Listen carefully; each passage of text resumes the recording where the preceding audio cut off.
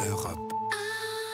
Voici la revue de presse. Marion Lagardère. Bonjour Marion. Bonjour Patrick, bonjour Julie, bonjour à tous. Qu'avez-vous vu donc Marion ce 31 octobre? La presse mise principalement sur Halloween. Oui, on trouve des citrouilles, du maquillage dégoulinant et autres artifices en plastique un peu partout. Gare à la une de Nice Matin par exemple, et sa photo d'un masque de clown aux dents acérées absolument hideux. Plus soft, la République du Centre a choisi une brochette d'enfants, tout sourire et maculé de faux sang. Il y a aussi La Voix du Nord qui affirme que oui, Halloween a bel et bien détrôné la Saint-Nicolas, parce que pour Halloween, on peut manger plein de bonbons, analyse Mao, 6 ans, et surtout, on peut se déguiser, alors qu'à la Saint-Nicolas, on ne peut pas. Pas faux. Et puis, il y a des phénomènes qu'on ne soupçonne pas. Le journal La Montagne nous apprend par exemple que l'Auvergne a conquis la citrouille américaine. Avec plus de 60% de parts de marché, écrit le quotidien, le groupe auvergnat Limagrin est numéro 1 de la semence de citrouille pour Halloween aux États-Unis. Du potiron made in Puy-de-Dôme exposé sur le perron des maisons californiennes, on l'avait pas vu venir.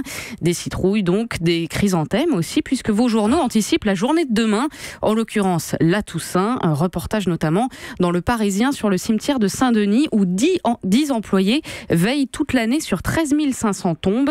Auguste, 44 ans, chargé de l'entretien, raconte ces petites mamies qui piquent les fleurs de la tombe d'à côté pour les mettre sur celles qu'elles sont venues visiter.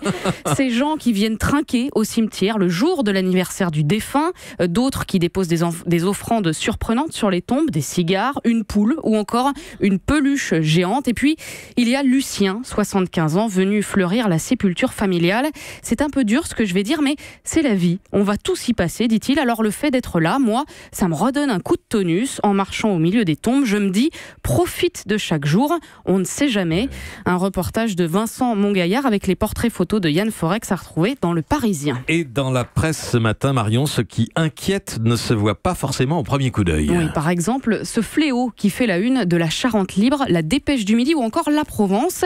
Sécheresse, état d'alerte, photo d'un sol totalement craquelé à la pluie. On n'avait pas vu ça depuis 60 ans. Pluie rare et réserve d'eau épuisée.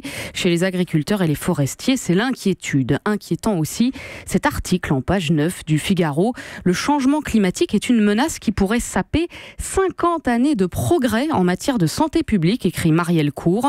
Conclusion émise par la commission santé et climat du Lancet, la grande revue médicale anglaise.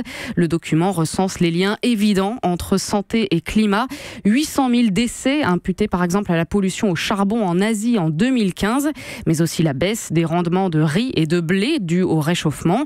Pour la France, l'article met en garde contre la multiplication des maladies infectieuses à cause du moustique tigre et même contre l'arrivée du paludisme. Le lien entre santé et climat a été largement sous-estimé par les pouvoirs publics, expliquent les chercheurs. Sous-estimé aussi le niveau des émissions de CO2. La concentration de dioxyde de carbone dans l'air n'a jamais été aussi élevée depuis au moins 800 000 ans, écrivent Les Échos. Chiffres donnés par l'Organisation météorologique mondiale qui a comparé l'atmosphère de 2016 avec l'air qui est emprisonné dans les glaces du Groenland. Avec tout ça, écrit Jean-Marc Chevauché dans le Courrier Picard, l'humanité a à peu près compris qu'elle courait à sa perte, mais elle s'en fout. Bon, on va tous mourir effectivement, mais de toute façon, même mort, on pollue encore. C'est le titre de l'enquête très sérieuse du site d'information Reporter qui raconte dans le détail comment les corps inhumés ou brûlés polluent les sols à cause notamment des substances utilisées par les thanatopracteurs, en particulier le formol, une série qui est passionnante en 4 épisodes sur la mort et donc l'écologie en accès libre sur le site reporter.net. On utilise encore le formol. Tiens Absolument. Donc. Autre sujet d'inquiétude, Marion, la vaccination. Oui, pendant que pro et anti-vaccins débattent à coups de tribune dans la presse en France, ailleurs dans le monde, on se bat pour en avoir. Longue enquête de 22 pages à lire dans National Geographic, sur ces millions d'enfants encore à sauver. Portrait poignant du photographe William Daniels où l'on voit un homme, Ghulam Ishaq, commerçant pakistanais, regardant fixement l'objectif. Il tient dans ses bras sa petite fille de 4 ans, hurlant de douleur, le pied droit enroulé dans un épais bandage blanc. Si elle avait été vaccinée contre la polio, précise le magazine, cette petite fille n'aurait pas aujourd'hui une jambe atrophiée. La journaliste Cynthia Gorney raconte comment, au Bangladesh, en Ouganda, en Afghanistan, médecins et ONG se battent pour que des vaccins tenus pour acquis en Occident bénéficient à tous.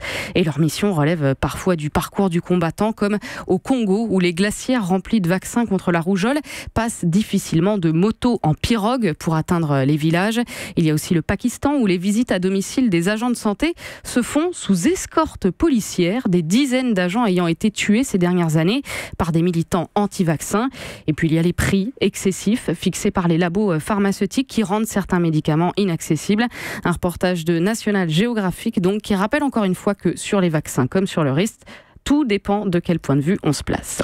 Effectivement, enfin, le mensuel Philosophie pose une lourde question. Comment vivre avec l'idée de la mort ? Question d'actualité, puisqu'Halloween, c'est s'amuser de la mort pour mieux la conjurer et que la Toussaint, c'est entretenir la mémoire des défunts. Philosophie Magazine propose donc d'aborder le sujet avec l'aide des grands penseurs. Épicure, par exemple, qui au IIIe siècle avant notre ère s'est affranchi de la question. Il n'y a rien de redoutable dans la vie, écrit-il, pour qui a compris qu'il n'y a rien de redoutable dans la non-vie. Autre point de vue un peu plus sceptique, celui de Jacques Derrida, qui reconnaissait en 2005 n'avoir jamais appris à vivre, car cela devrait signifier, dit-il, apprendre à mourir, à accepter la mortalité absolue, sans salut ni résurrection, ni pour soi ni pour l'autre. Donc non, je n'ai pas appris à accepter la mort. Enfin, il y a le stoïcien Sénèque, dont Philosophie Magazine publie la lettre à Lucilius en supplément détachable. L'essentiel, dit-il, n'est pas de vivre longtemps, mais de vivre pleinement. Bref, oser, pourquoi pas les déguisements, maquiller les enfants, profitez de leur rire et surtout ne les culpabilisez pas s'ils mangent trop de bonbons aujourd'hui. N'oubliez pas, comme dit Sénèque, de vivre pleinement. Merci à vous Marion Lagardère pour la revue de presse.